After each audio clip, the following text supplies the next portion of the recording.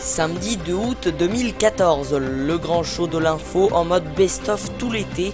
Et au sommaire cette semaine, bon anniversaire à Facebook, le réseau social fêtait ses 10 ans en février dernier. Le Bitcoin créé en 2009, nous découvrirons cette monnaie, les périls de la traversée vers l'Atlantique. Un navire de guerre brésilien doit traverser les zones maritimes les plus périlleuses. Nous les avons suivis au mois d'avril. Nous reverrons ce reportage et enfin la vie quotidienne sur la base de Guantanamo à Cuba.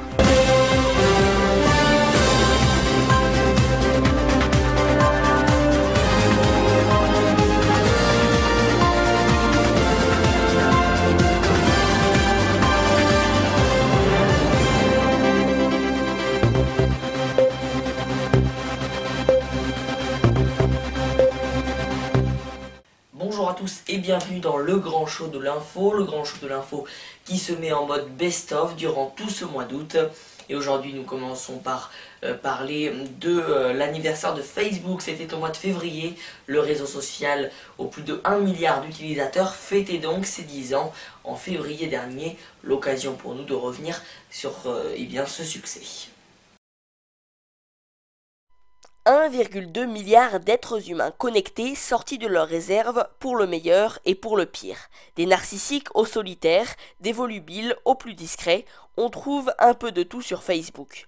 Les vantards qui cherchent à rendre jaloux, ceux qui ont besoin d'attention, les solitaires narcissiques qui racontent leur vie, ou encore ceux qui cherchent à donner d'eux une image positive. Pour les spécialistes, l'usage que les internautes font de Facebook n'a rien d'anodin. Facebook répond à un profond désir de s'affirmer, d'émettre des messages positifs. C'est ce qu'on fait quand on poke ou quand on like. On poste pour avoir des réactions d'autres utilisateurs, ce qui nous procure de la satisfaction. Et ce n'est pas sain. En 10 ans, l'usage de Facebook a considérablement évolué. Le site n'est plus seulement un lieu virtuel où l'on échange avec des amis. C'est aussi un vaste réseau de partage de données qui conserve tout en mémoire. Facebook, aujourd'hui, c'est votre carnet d'adresses, votre album photo. Vous pouvez constituer l'album de votre famille entière. Les gens qui allaient ensemble à l'école primaire postent des vieilles photos d'enfance. Donc, on a à disposition une vaste banque d'images qui retrace à la fois notre histoire familiale et nos vies sociales. Facebook est aussi devenu une alternative à l'information, notamment dans les pays où la censure et la guerre font rage. Les révolutionnaires égyptiens, tunisiens ou syriens ont ainsi énormément recouru au réseau social pour faire entendre leur voix. Le journalisme citoyen a réellement explosé en 2011 et les gens utilisaient notamment Facebook et Twitter pour transmettre l'information au reste du monde puisque leurs propres médias ne les aidaient pas. Du haut de ses 10 ans, Facebook n'a pas fini de grandir, même si certains lui prédisent une mort précoce. Adoré ou détesté, le réseau social n'a pas fini de faire débat. Aujourd'hui, Facebook est devenu incontournable pour les internautes. J'aime le fait que tout le monde l'utilise, donc je sais toujours où trouver mes amis. Je poste au sujet de ma fille et je reste en contact avec ma famille qui vit à l'étranger. Car si Facebook est le réseau social le plus utilisé, il n'est plus le plus populaire. Critiqué, boudé par les adolescents qui seraient 25% à avoir quitté le réseau depuis 2011, Facebook serait-il déjà sur le déclin? D'un côté, Facebook est une compagnie incroyablement prospère aujourd'hui et c'est dur de l'imaginer décliner. Mais en même temps, si vous pensez au futur dans 20 ans, c'est difficile d'imaginer que Facebook sera toujours là et que les gens vont continuer de faire les mêmes choses qu'aujourd'hui sur Facebook. En tout cas, actuellement, Facebook reste l'une des compagnies les plus rentables du monde qui vient d'annoncer pour 2013 un bénéfice net de 1,5 million de dollars. Bulle spéculative ou monnaie du futur. La valeur du Bitcoin a flambé le 19 novembre 2013. Né en 2009 après la crise financière, le Bitcoin est à la fois une devise émise par un code informatique et un système de paiement sans structure centralisée.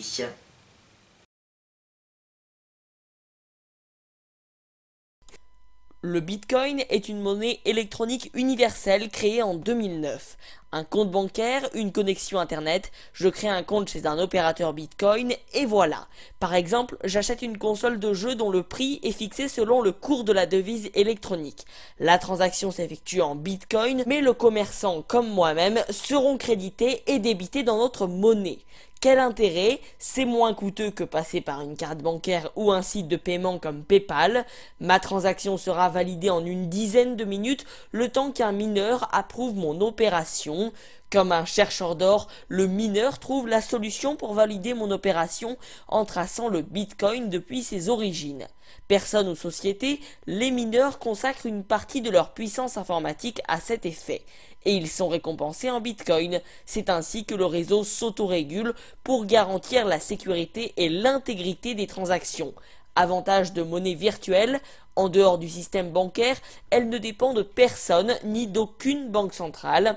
Elle construit sa croissance en étant une monnaie de paiement et petit à petit de placement. On peut faire des transactions anonymes en Bitcoin et acheter des produits illicites, mais cela reste marginal selon certains experts. La fermeture du site Silk Road libère la drogue n'a eu qu'un impact minime sur son cours. Pour se rendre en Antarctique, le navire de guerre Harry Rongel doit traverser une des zones maritimes les plus périlleuses au monde. Il va ravitailler et aider les scientifiques de la base brésilienne sur l'île Georgié de l'archipel des Shetlands du Sud.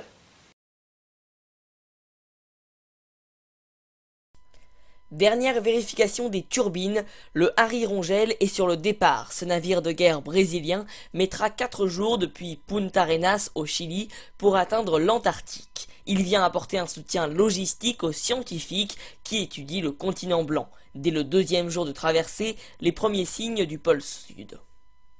Nous arrivons dans le secteur très touristique des glaciers. Il y a le glacier Roumanie, le glacier Allemagne, France et Italie. Tenir la barre du navire est une lourde responsabilité, car dès la 2e nuit, il s'engage dans le passage de Drakes, l'un des plus périlleux au monde. Ces courants maritimes viennent du Pacifique et rétrécissent pour passer entre le continent antarctique et le continent sud-américain. Cette masse d'eau, cette énergie, conjointement avec des vents forts, crée de grosses vagues. Une trentaine de nations ont des bases scientifiques en Antarctique, un continent riche en ressources naturelles où les activités militaires sont interdites. À bord du Harry Rongel, la routine se met en place dès 7 h du matin jusqu'au soir. En cuisine, on prépare de quoi réchauffer le cœur des 82 marins qui n'ont pas vu leur famille depuis 5 mois.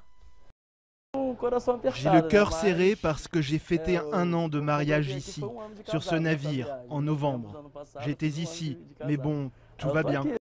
Après 40 heures dans le passage de Drake, le navire arrive à destination. La beauté du paysage est à couper le souffle. Je crois que moins de 2% de la population mondiale connaît l'Antarctique. Pour moi, donc, c'est un privilège. Passé le choc climatique, les marins brésiliens passeront 1 mois au large d'une île inhospitalière de l'archipel des Shetlands du Sud, avant de remettre enfin le cap sur Rio de Janeiro.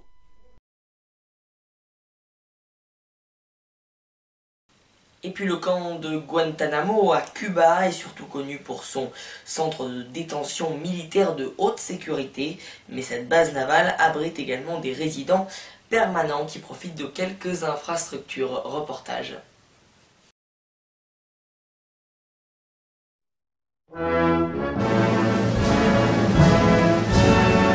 Le drapeau du seul restaurant McDonald's de Cuba en berne pendant l'hymne américain. Cette scène surréaliste se déroule sur la base navale de Guantanamo, connue dans le monde entier pour sa prison controversée. Ici sont détenus les prisonniers de la guerre contre le terrorisme lancée par l'administration Bush en 2002 en réponse aux attaques du 11 septembre. Mais c'est bien depuis 1903 que les États-Unis ont leur base sur ce territoire, loué à Cuba pour 4 000 $ par mois, un loyer que les Cubains refusent de percevoir. Base arrière des navires militaires américains dans les Caraïbes, l'installation leur permet également de contrôler l'immigration. À quelques kilomètres seulement des cellules, les soldats et leurs familles ont à leur disposition une église, un cinéma en plein air et même un magasin de souvenirs avec des t-shirts Guantanamo. Ici, on affirme ne pas prêter attention à la célèbre prison. Pour être honnête, je n'y pense pas vraiment la plupart du temps. Je me concentre sur le travail que j'ai à faire. Et puis de toute façon, je ne suis pas habilité à y aller, donc il n'y a pas grand-chose à rajouter.